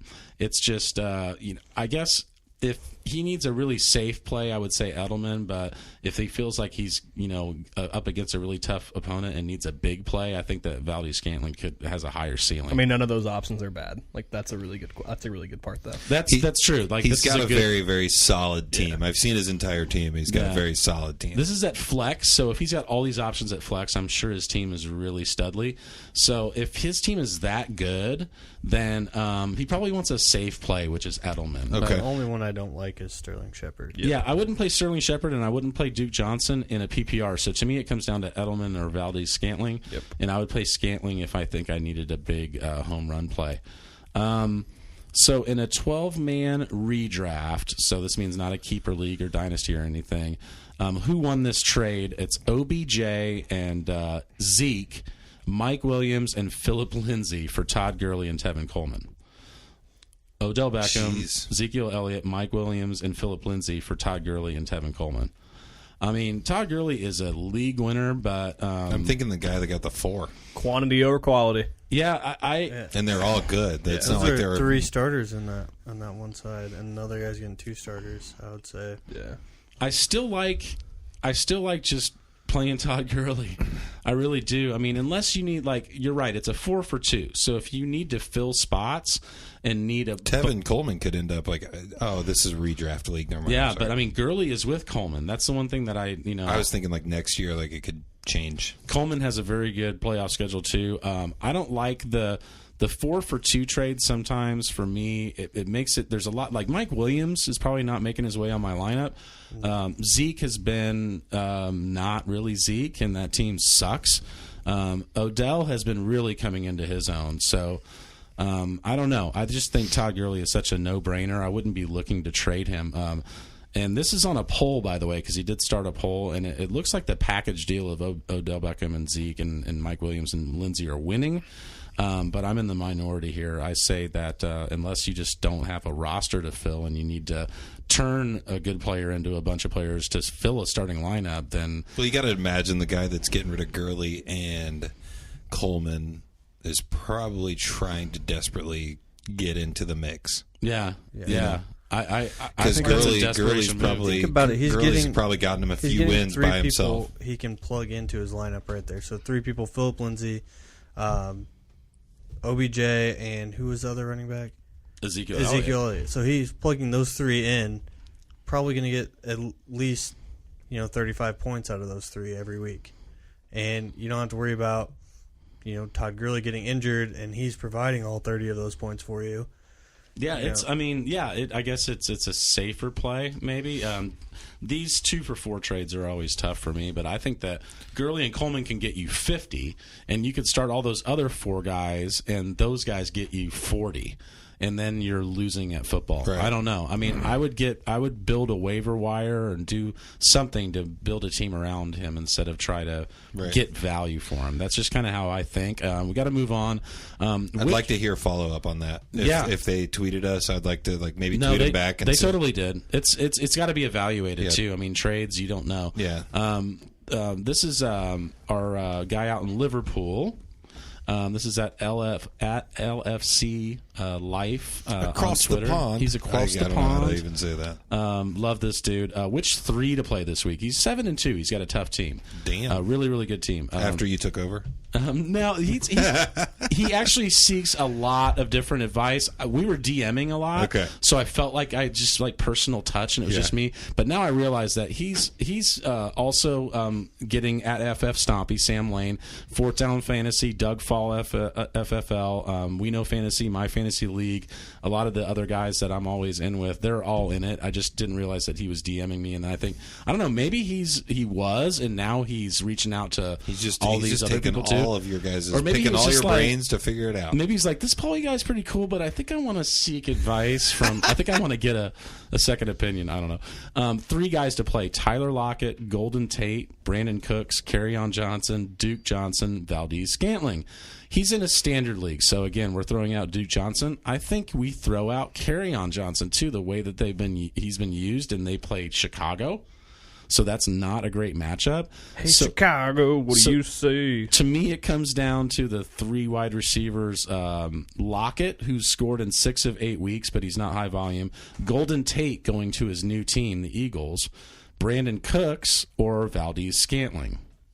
Brandon Cooks? All receivers. Yeah. I mean, I guess I just said one guy, but I think Lockett has been kind of a long question. I think Lockett has been kind of falling off. So pretty extensive. I think it's Golden Tate, 3. Brandon Cooks, and Valdez Scantling. Yeah, I think that's the play. I'm all in on that, even though I don't know who Valdez Scantling is. Man, read a book. Dude, Jesus, I can only see so many games on Sunday. He's all the rage. I watch all local television. He's all the rage. So. Here, we've mentioned him a few times. Here, Valdez Scantling is now Aaron Rodgers' number 2 wide receiver. That makes sense. The number 2 wide receiver for Aaron Rodgers since 2011 has averaged the RB 15 overall. Wide receiver 15. Well, he's so good. He's the RB 15 too. No shit. No, I'm just kidding. I was trying to cover up for. He got you. I bit. Yeah, he caught me. The wide receiver 15 overall. So that's like a solid wide receiver 2 guaranteed because you know Aaron Rodgers is throwing him the ball. So that's why he was such a big pickup this week. But we've got a couple more questions. Yeah. Yeah. Hit him real quick. I'm trying to find him. From 2-on-1 Fantasy Football podcast. Assuming you already got, let me see, Fitzmagic. Okay. So is it going to be a carousel here, or is it the end of Jameis Winston? And where does he go next? And I'm guessing 2-on-1 Fantasy Football podcast doesn't listen to my podcast because we've talked a bunch about Fitz. There's a lot of podcasts. It's hard to listen to them I'm all. joking because obviously everybody's not listening to everybody's. But it's interesting I said, I'll read this on the show because we need to kind of revisit this. Because in week 2, I said that Fitz would take over this job, and now he's taken over this job. It could definitely still be a carousel. When Fitz has that 4-interception game, he'll get pulled again.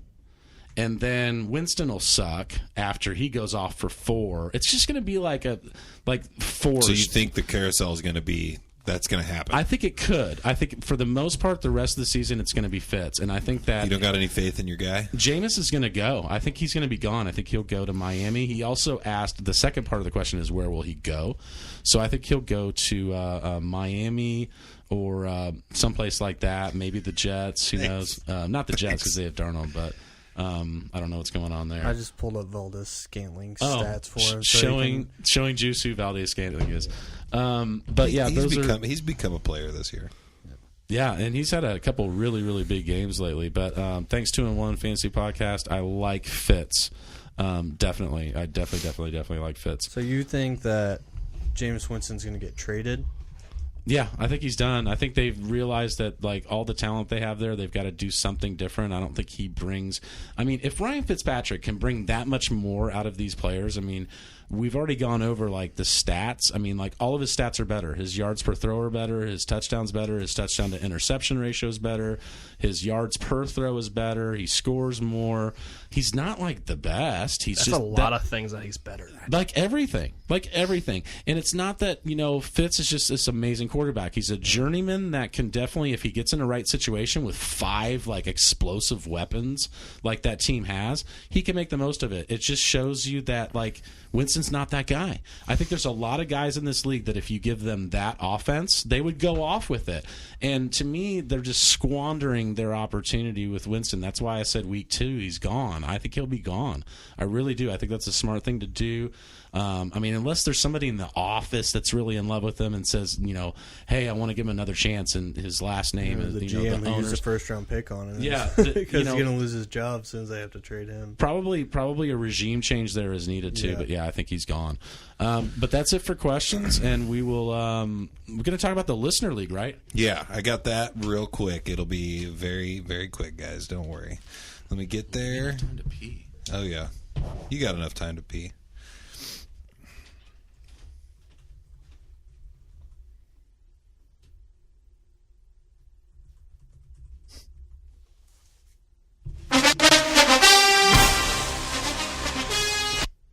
Ah, come on. Sorry, guys. The internet sucks. It's all good.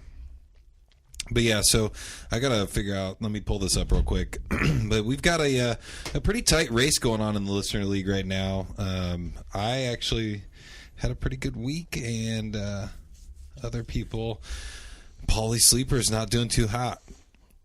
Nope. It's a negative. You're a part of the team, so what's going on over there? Honestly, the guy that has all the answers just went out to go pee. So all right, so we'll ask him when he gets back. It's all about the draft. We didn't draft well. All right, so let's get this started over real quick. We'll run through this really fast, and come on, internet. All right, so this week in the Listener League, Juice in the Morning, the juice is loose. Juice in the Morning won 117-92 against Gert Squirt, who actually has a pretty decent record according to what I'm looking at right now. 3-5-1. I don't know why we would have ties in fantasy football, but there he is. We've got Jersey Shore Rejects at 61 points. I think that's a low score of the season. Got to get your stuff together there, Dustin Roller. Paulie Sleepers smashed at 154, so I was just talking smack that you guys haven't been doing too great this season, but you had a good week last week. We had a good week, and they did not. It was a blowout. I'm going to give you an L50, which is Brian Titus. I'm thinking he's the sleeper of the league. He's at 196 to 109. 196. 196. I think that's the top scorer of the year, and he's the top scorer in the league. You've got AJ Green's Toe Ertz, 84. Trade Happy Wilson once again, 135 to 84. Trade Happy Wilson, 7-2. The Hate Tank, Daniel Barlow, 128. Lost to our undefeated 9-0 Dylan Bolden. I'm going to need about Trey Fitty. He got 152 points. And the Hate Tank, 128. So, the Listener League, man, it's tight. I think the top 2 teams, we've got Trade Happy Wilson and Dylan Bolden. Dylan Bolden's undefeated still. Trade Happy Wilson 7-2. The rest of us are floating around at 4-5, 3-6. Yeah, I mean, I think that it's anybody's game after those top 2. Titus is going to make a run at it. I'm telling you right now. I mean, that's a really, really good team. I'm going to take him down. This week you play Jersey Shore. Yep. So you got to get Doug Martin out of your lineup, dude. I don't know what you're doing. Hey, get out of here! I'm still working on it. All right. Yeah. I know. It's only Wednesday. Come on. I don't even want to see that. That just doesn't. That's not good for the brand. It's all right, dude. Good for the brand. I know. I'm just fucking with you. I'm just trying to see what the. They're always changing the name. So fantasy football is a love-hate relationship. Okay, that's Jeff Fiddler's handle.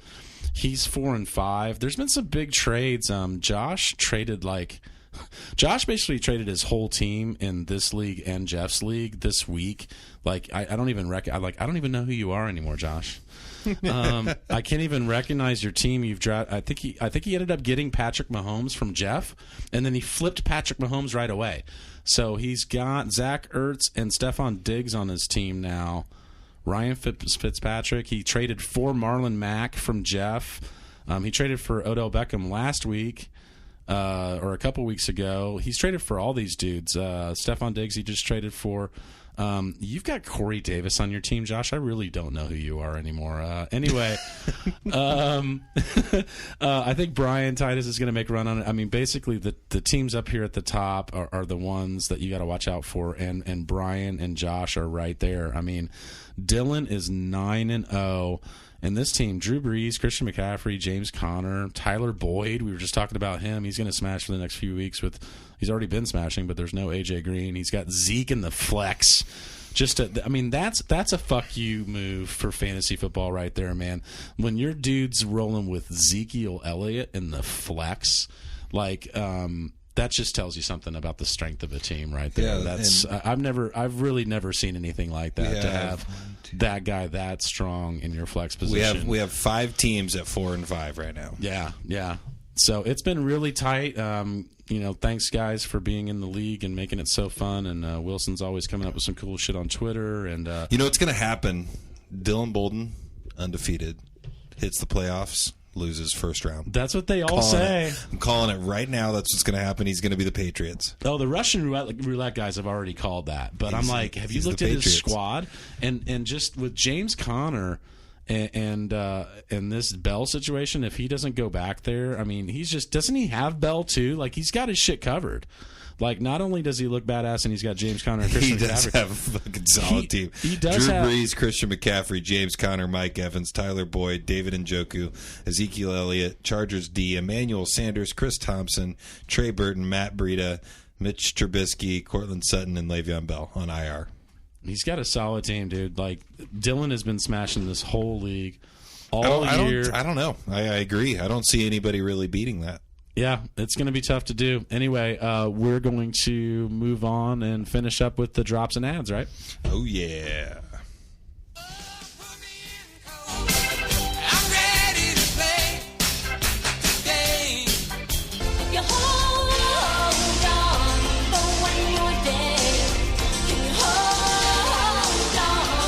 Closing time. You don't have to go home, but you can't stay here. All right. So, guys, players you're going to drop right now for maybe some of these guys that I'm going to talk about to add. Matt Stafford, we've been talking about him during the whole podcast. He's lost Golden Tate now. His schedule's tough coming up. Sam and John were talking about that, so I think you get him out of your lineup.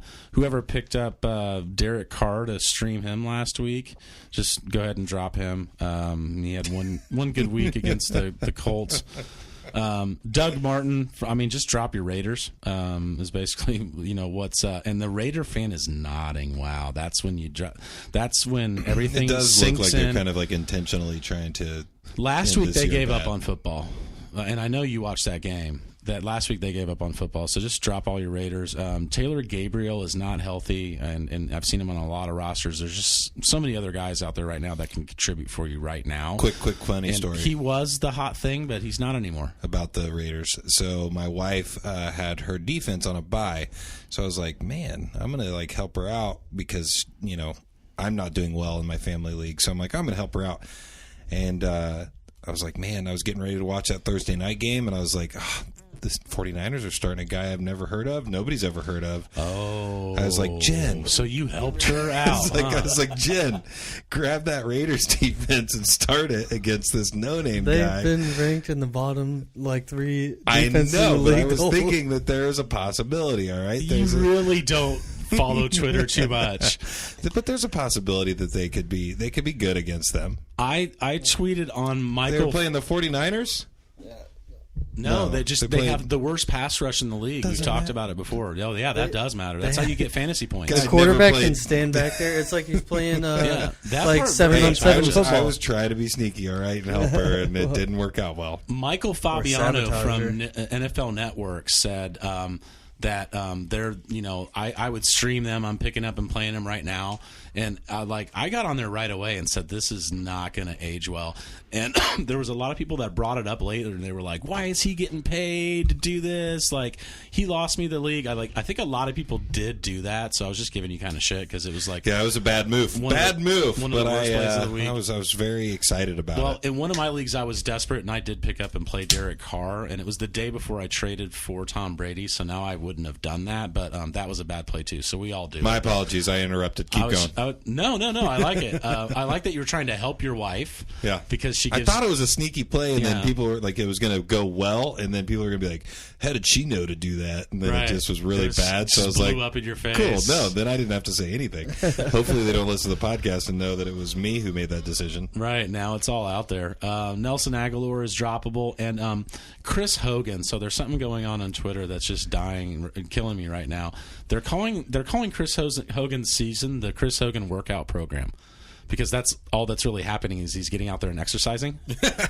There's seriously, it is so ridiculous. He's on the Patriots, and he's been healthy, and he's out there, and he has Tom Brady out there with the football that wants to give the football to someone who can move the football, and he's not involved in anything. Right. It's so you got to drop him. I mean, he's on. Belichick hates him. He's on way too many leagues because he's a Patriots, and if you look at his game log, I mean, it's just over like that. Like, I don't know what's going on there, but I think he might have get him out of here. He might have pissed in Tom's Wheaties or something. I think Alex Smith is a great pickup this week if you've got to stream a quarterback. And again, when we talk about these ads and streams, sometimes it's just like, this is your dart throw play. You've got to buy. You don't have a good situation. Like, what's my best, what the hell play?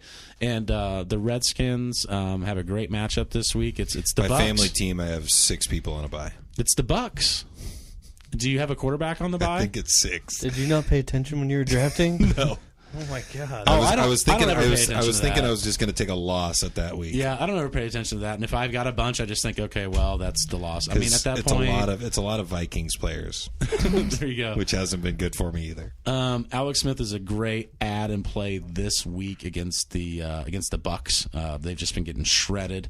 Marcus Mariota, they've figured out, like I said, how to use Dion Lewis. They figured out how to let Marcus Mariota roll out of the pocket and play like how he is effective. He's looked really good the last couple games. He's had a good rushing floor of 35 to 45 yards. He also ran one in last week. So I definitely like that Tennessee play against New England at Tennessee. That is probably going to be a more high-scoring game, and New England does tend up to give fantasy points up to the position. I think that he'll rush for probably another 40 to 50 yards again and be a nice 25-point play. I think Mariota's a great play this week. It's not going to look good. I always shudder when I play a play like this. Like, putting Alex Smith in your lineup, Marcus Mariota, just doesn't make you feel good. It's like taking cough syrup or something. It's just like, take your freaking medicine. Before you go to the next game, do you have any opinions on Cordero Patterson? Oh, he's being. I hate him. Now they can. You can play him at wide receiver and running back. They announced that today on ESPN. So they're going to flex his availability at the position. I mean, they did it out of necessity. They had no. I mean, that one game they had just no running game at all. And last game he's a big body, man, but they'll probably have some sneaky plays where he's going to be in there and he'll probably get some sneaky scores and some stuff, but I don't think he's going to, with Sony back, no. Now, if they had Aren't they going to be easing Sony in, though? Yeah, this week I think that they will. I don't see that Patterson will get the volume. He's very touchdown dependent, so if you play him, you might get 4 points. So, I mean, I think it's interesting the way that they're going to use him. I think that it might hurt those other guys' value a little bit if he gets that, more volume, but I don't think he'll get a ton of volume. I think they did that out of necessity. Yeah. But if you like the idea of this big 6'6", 200, I mean, this dude's he's bigger than Derrick Henry. Yeah. He's amazingly huge. You can now play him at wide receiver and running back, so it's like a flex within a flex. So if you got a deep league, you might be worth a pickup. Yeah, if you got a deep league and definitely the flexibility of being able to play him at different positions. And the lack of running back depth across the league right now. Yeah, so that might be a good play. Baker Mayfield is a good quarterback matchup this week too. Running backs is tough, guys, but Duke Johnson is only 50% owned, and we talked about it already. The OC there he's going to unlock his potential. He signed a $14 million contract extension. And so the team, is going to want to get their money's worth out of him. I think he's a great play. And then if Chris Carson sits, like I said before, the Seahawks are running the ball a ton. I like Mike Davis. If you need a dart throw, Ito Smith has got a good matchup. And the Falcons running back, we've talked about him for a few weeks. He did score last week. And then Nyheim Hines, especially with Mack sitting out Monday, Nyheim Hines could be a huge late week play. Keep attention to this Colts practice report. Guys, this is one of the reasons why you tune into Paulie Sleepers. I'm telling you right now, I've seen very little on this, and to me it's very concerning that coming out of the bye week, he left practice on a Monday practice coming off the bye. That's huge. And the people listening are probably Indianapolis guys, and a lot of them own Mac. Yeah, and Nyheim Hines is probably owned in a bunch more leagues here too. He's widely available on ESPN, but I bet a lot of guys around here have actually held on to him for this. I mean, Mac just is going to miss a lot of football, man. And, he's a great play when he's in there. And he'll toughen up next year. It's still middle of the week, so he might end up playing, and everybody might be like, man, that dude's crazy because he went off for 180 yards. I'm just saying it's concerning right now. Right. And there's not a whole lot to do at running back. So Terrence Williams has quietly, the last 3 weeks, 3 for 118 and 2, 4 for 118 and 1. How do you do that? How do you get 118 yards 2 weeks in a row? The exact same number. And 3 touchdowns in that span. And then this week, a little quieter, 3 for 23, but 1. So in the last 3 weeks, I mean, his game log is huge. Tyreek is that best ball play that we were talking about earlier. That's becoming a weekly start, and they play the Raiders, right? Uh-oh. So I think that's a good matchup. Adam Humphries has been seeing a ton more snaps. Jackson and I were talking about this earlier. He's out-snapping DeSean Jackson and Chris Godwin by a lot, getting, 75%, 79%? Yeah, it's somewhere up upper 80. Who's playing the Raiders? Yeah. The Chargers. Oh, man. They could score 50 points. So Adam Humphries he's only $3,900 on DraftKings. He does with that. He's only $3,900 on DraftKings, so he's a great play. There's some cheap plays at DraftKings this week, by the way, guys, that are going to allow us to really load up our shit. Anyway, Adam Humphries is one of them. Where was I at? Oh, Valdez-Scantling. And Russell Wilson. I always say Russell, but it's just Wilson in the Listener League. He picked up Valdez-Scantling in the Listener League. I know. He I was posted it on the live video. Yeah, I was like, who got this guy? I hate when someone else gets the I want to get I want that guy. I want it. I want him. For tight ends, obviously we already talked about it. Pick up Vernon Davis if Jordan Reed sits and don't think twice about it. Vance McDonald has a super matchup, 32 DVOA. The Steelers are playing who again?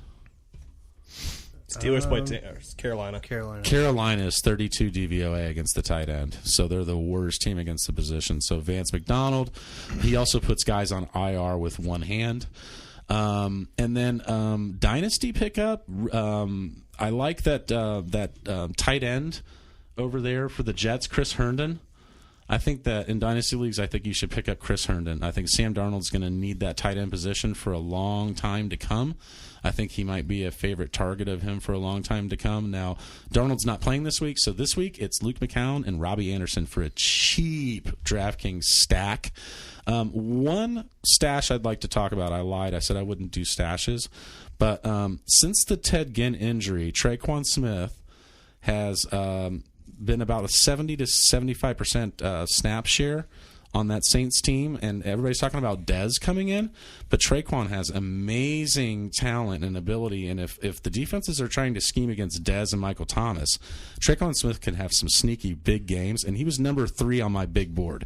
He was my number 3 wide receiver in rookie drafts this year. I love Traquan Smith, so I wanted to give shout out to Troy Terrific, at Troy Terrific on Twitter for pointing that out and saying, hey, well, all the shiny toy over here, Dez Bryant, is over here, and everybody looking over at this guy. Traquan Smith has quietly carved out a nice feeling in a nice role in that big offense. The Saints is the number 3 offense. Also, Jack Doyle, not for the indie guys because he's already owned in all of our leagues, but he's only owned in 50% of ESPN leagues. If you go out there and get him. If you are listening outside the zip code, and I know there are people across the pond that listen, hey, at LFC for life, I can't remember who your tight end is, but if you want somebody, go pick up Jack Doyle. I bet none of those soccer playing guys know anything about Jack Doyle over there. But that's it. That's it for the pickups and the drops, and I think we've about wrapped it up. I don't think we're going to do hot takes today, but anything else you guys want to talk about? Did you have John Claude Van Damme? It was a very big part of the last episode of the Juice of the Morning podcast. We talked a lot about Jean-Claude Van Damme. You talked a lot about him. Yeah. He wasn't on the podcast? No. Oh. Okay. No, I wanted him to be on the podcast. He was a little busy. No, he was? Okay. All right. He I said think, no? actually, to be honest, I think we could probably get him. He said no? Yeah, we could probably get him. Did you read that tweet? I almost kind of made it sound like he was on the show or something. Like, are you like, is this people reached out to you? There's another podcast that does a whole podcast dedicated solely to Jean-Claude Van Damme films. It's called Van Damme, It's Jean-Claude. That is insane. There's a podcast that's just about dedicated to breaking down every film, how many times he shows his butt, if he's saving a person that's getting ready to be sexually assaulted, and I think there's like a couple other things that they always talk about because every one of his movies has something to do with that. I mean, hey, whatever floats your boat. I'm laughing, but what we do is going to be funny to a lot of people. Like they're like, oh, if you the break Twitter down. like if the Twitter video could see, like, I think that picture back there, Paul on the far left is the one that does that podcast, and that's a beautiful photo that they did for our live episode that we did at 100 episodes. But yeah, I think we had there's a lot going on in fantasy football. I mean, you guys are giving out great information every week. I think it's really helped me the most in my money league, the big money league that I put $100 into. I took down the number 1 guy last week, and I'm going up against the number 2 guy this week.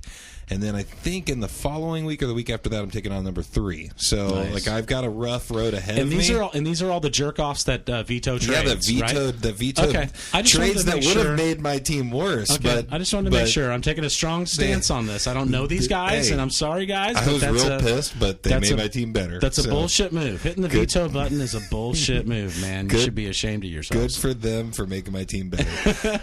Hey, Jackson's been quiet over there. He's been working on his DraftKings lineups, and that's usually what happens during the podcast is he just kind of drifts off into his own little I'm like super world. tired and like just ready for the NBA slate to start. I see him building all these different lineups over there. But thanks for coming. How's the NBA going for you? I've missed one night, but the one night I missed, Derrick Rose had his career night. Oh, that was the night that I decided to play your lineup. Yeah. Of course, you should have just known that once I jumped in that you were going to have an off week, and you were like, Rose. But you know what? Like, he's talking to me like I'm paying attention to all the different. He's like, sucked. Derrick Rose was the play. It sucked losing money, but it was cool seeing Derrick Rose go off because it's like what that dude went through. It's been forever. Yeah. And John, thanks for your segment with Sam on the pickups and all that. We're gonna transition away from the trade candidates because people aren't going to be able to trade anymore. Most trade deadlines are last week or next week and this week, and it's about that time. So we'll definitely always have stuff to talk about. But that was nice, and I think it's time to wrap it up, man. For at Juice in the AM, for at John Marchbanks 1, for at Paulie Sleepers, and for at J Mears 12. Yes, and for Sam Lane at FF Stompy, Fantasy Authority, IDP guys, the franchise, at John Marchbanks, and all you guys out there, Jim Jacks, Bronco Becca, Joey Bag of Donuts. He always responds to everything. I love it. Triple Lundy's, and I owe him a $50 Amazon gift card for my 2,000 followers. Oh, really? Is that? He's who won. I just started scrolling and stopped on one person, and it was Joey Bag of Donuts. You stopped on Joey? Yep. Does he know that? Yeah. Oh, that's awesome. Oh, that's bonus. Yes, we're getting it to him. He deserves Twitter money because he just he does. He works on it all day. He lives on Twitter. But for all of those guys, we've had a great podcast. Hope you enjoyed it. We'll see you next week.